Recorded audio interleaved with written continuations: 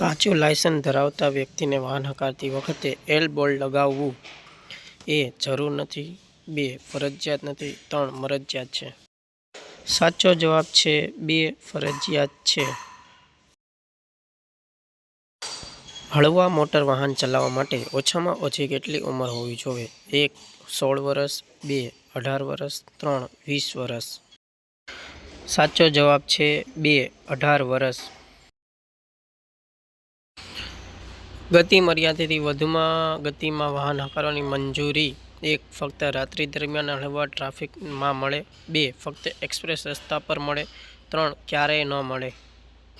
સાચો જવાબ છે વિકલ્પ 3 ક્યારેય ન મળે. લાંબા ટેલરોની વધુમાં વધુ ઝડપ કેટલી હોય છે?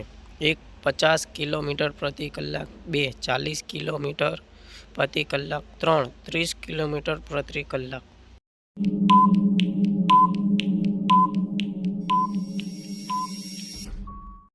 સાચો જવાબ છે 50 કિલોમીટર પ્રતિ કલાક.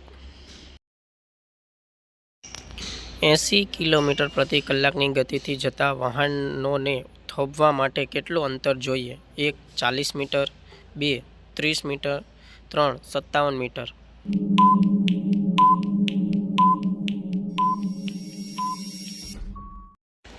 સાચો જવાબ છે 57 મીટર. કાર માટે મહત્તમ સ્વીકાર્ય કાર્બન મોનોક્સાઇડનું સ્તર કેટલું છે? 1 3%, 2 4.5%, 3 2%.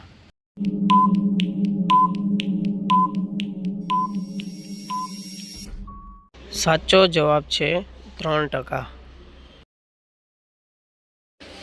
વાહન હંકારતી વખતે મોબાઈલ વાપરવો 1 હળવા ટ્રાફિકવાળા રોડ પર વાપરી શકાય, 2 કાળજીપૂર્વક વાપરી શકાય, 3 એક ગુનો છે.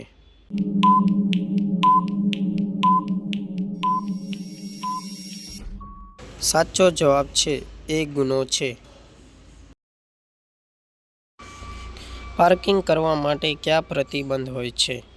1 વન વે, 2 સાંકડી બાજુવાળા રોડ, 3 ફૂટપાથ અને ટ્રાફિક સિગ્નલ પર.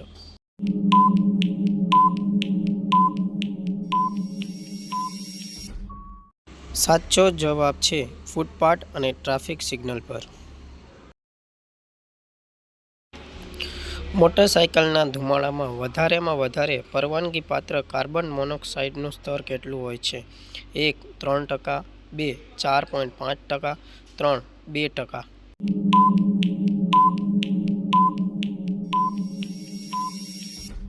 સાચો જવાબ છે 4.5%.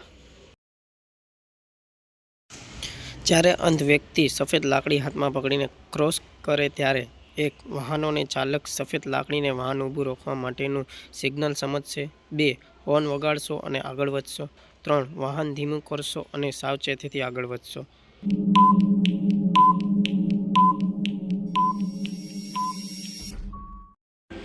સાચો જવાબ છે વાહનોને ચાલક સફેદ લાકડીને વાહન ઊભું રાખવા માટેનું સિગ્નલ સમજશે.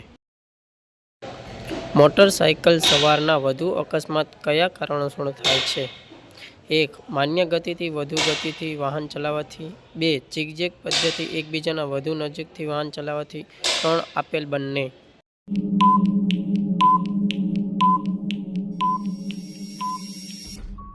સાચો જવાબ છે આપેલ બંને.